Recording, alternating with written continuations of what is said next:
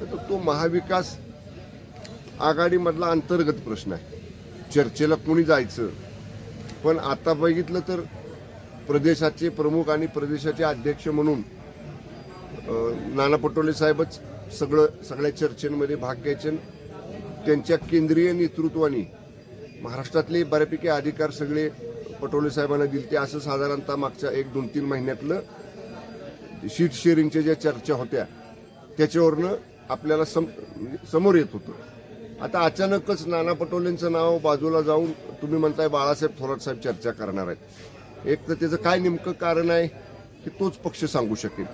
पण मध्यंतरी जे आपण पाहिलं की उभाटा गटामध्ये आणि काँग्रेसमध्ये जी काय विदर्भातल्या विशेषतः जागांवरनं रस्सीखेच सुरू होती आणि एक कठोर भूमिका नाना पटोले साहेबांनी घेतली होती की आम्ही ह्या जागा सोडणार नाही, ह्या जागा उभाटाला देऊ नका. त्यामुळं कदाचित आता नाना पटोलेंची ही भूमिका असल्यामुळं त्याच्यामध्ये पक्षानं काही त्यांचा निर्णय घेतला असेल तर तो त्यांचा अंतर्गत प्रश्न आहे. त्यांनी ठरवावं किती जागा घ्यायच्या किती नाही, हा त्यांचा प्रश्न आहे. आम्हाला काही त्याच्यामध्ये फारसं भाष्य करण्याची आवश्यकता नाही.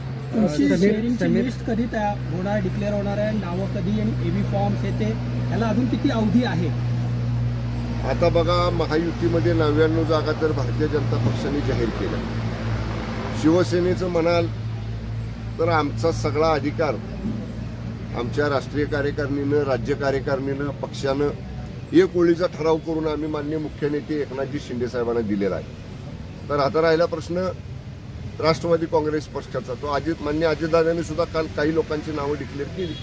टप्प्याटप्प्यानं ह्या सगळ्या गोष्टी होत राहतील. त्यामुळे आमच्यामध्ये काही फारशी रस्सीकेस ओढाताण समोरच्या बाजूला जशी आहे तशी आमच्याकडे काही नाही. समीर वानखेडेंनी एकनाथ शिंदे साहेबांची भेट घेतली आहे. माहीमधून इच्छुक आहेत असं समजतं. नाही मला माहिती. मी गेले 8 दिवस झाले पूर्ण मतदारसंघामध्ये आहे. मी मुंबईला गेलेलोच नाही आणि माझं माननीय शिंदे साहेबांचं बोलणं देखील झालेलं नाही. त्यामुळे नेमकं समीर वानखेडे भेटले का नाही भेटले असते तर कुठल्या कारणासाठी भेटले, इच्छुक आहेत का नाहीत याची काहीच मला कल्पना नाही. त्यामुळे ज्या गोष्टीची आपल्याला माहिती नाही किंवा कल्पना नाही त्याच्यावर भाष्य करणं योग्य नाही. शिवपूरमध्ये 5 कोटी रुपये नेताना सापडलेले आहेत आणि त्याच्यात शाजीबापूंचं नाव घेतलं जातं. काय सांग? कोण म्हटलं असं? नाही म्हणजे अशी चर्चा आहे. चर्चा काही असती, मला माहित नाही नेमकं काय झालंय. पण आता कसं आहे, निवडणुकीचा कालावधी आहे. पोलिसांचं काम करतात, महसूल प्रशासन त्यांचं काम करते. पण मला नाही असं वाटत की त्याच्यामध्ये तुम्ही जसं नाव आमच्या सहकाऱ्यांचं घेताय तसं कुठं नाव त्यांचं कुठं आलंय किंवा असं काही झालंय मला माहिती नाही. या प्रकरणाची मी सगळी सविस्तर जर काय प्रकार असा घडला असेल माहिती घेतो मग सांगतो. भाजपला ज्या पद्धतीने सीट्स ज्या वाटप झाली किंवा नावांची जी घोषणा होती ती ऐन वेळेला किंवा 4-5 दिवस अगोदर झाली, तसा काही गोंधळ ह्या वेळेला उडण्याची शक्यता आहे का, की उमेदवाराला पूर्ण वेळ मिळणार आहे प्रचारासाठी? पुरेसा वेळ उमेदवारांना प्रचारालाही मिळेल आणि मतदारांपर्यंत जाण्यासाठी सुद्धा मिळेल याची पुरेपूर दक्षता महायुतीमध्ये आम्ही सगळेजण घेऊ. त्यामुळं असं काहीही होणार नाही की वेळ कमी मिळाला, ऐनवेळी उमेदवार जाहीर झाल्या, असं बिलकुल होणार नाही. पुरेसा वेळ सर्व उमेदवारांना मिळेल. भाजपच्या 2 नेत्यांची मुलं शिवसेनेमधून लढण्यास इच्छुक आहेत, निलेश राणे आणि कृष्णराज महाडिक. मला कल्पना नाही, पण जर असं असेल तर नक्कीच आपण पाहिलं शिंदे साहेबांच्या नेतृत्वाखाली जेव्हा शिवसेना आता वाढायला लागलेली आहे तेव्हा अनेक दिग्गज मंडळी, अनेक दिग्गज घराण्यातली मंडळी, राजकीय पार्श्वभूमी मोठी असणारी मंडळी ही शिवसेनेमध्ये आकर्षित व्हायला लागलेली आहेत. आणि असं जर असेल तर नक्कीच त्यांचं आम्ही स्वागत करू आणि माननीय मुख्यमंत्री आणि आमच्या पक्षाचे मुख्य नेते शिंदे साहेबांच्या नेतृत्वाखाली शिवसेना अधिक भक्कम होईल आणि या निवडणुकीमध्ये आपल्याला ते दिसेल. सगळ्या निवडणुकीमध्ये जरांगे फॅक्टरचा प्रभाव राहील आणि त्याचा मोठा फटका भाजपला मिळेल अशी राजकीय वर्तुळात मोठी चर्चा आहे. आणि त्या अनुषंगाने मग भाजपनं त्याचा दसका घेतलाय आणि शिवसेना शिंदे गटामध्ये उद्धव ठाकरेंना समाविष्ट करण्याचा त्यांचा प्रयत्न सुरू आहे. तुमचे नाना पटोलेंनी तसे हे केलं की ह्या भाजपकडूनच खोट्या बातम्या पसरवल्या जात आहेत. काय नेमकं तथ्य? मला काय कल्पना नाही. तुम्ही कोण कुठं सहभागी होणार, कोण कोणाबरोबर येणार ह्याची काही मला कल्पना नाही. राहिला प्रश्न माननीय मनोजदादा जरांगेंच्या त्या संदर्भामध्ये त्यांच्याशी अनेक वेळा माननीय मनोजदादांबरोबर मी सुद्धा चर्चा केली होती. सरकारला जे काही मागण्या त्यांच्या पूर्ण करण्यासारख्या होत्या त्या आपण केल्या.